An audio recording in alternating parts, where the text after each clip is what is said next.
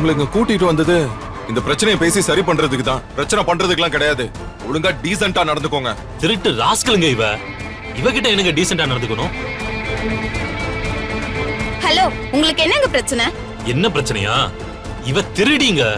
எங்க கடை நகையை திருடிட்டு போயிட்டா.